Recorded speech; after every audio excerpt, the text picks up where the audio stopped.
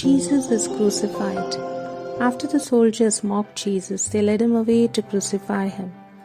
They made him carry the cross on which he would die. The soldiers brought Jesus to a place called the Skull and nailed his hands and feet to the cross.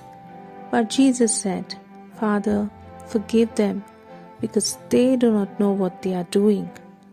They also put a sign on the cross above his head. It said, "King of the Jews." This is what Pilate had told them to write. Then the soldiers gambled for Jesus' clothing.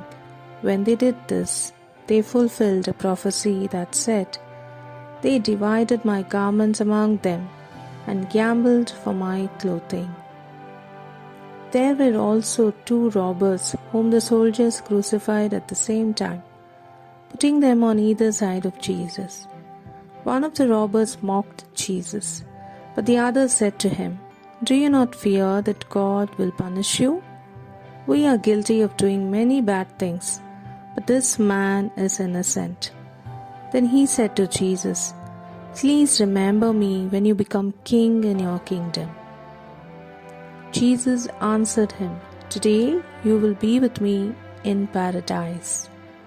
The Jewish leaders and the other people in the crowd mocked Jesus. They said to him, "If you are the Son of God, come down from the cross and save yourself. Then we will believe you."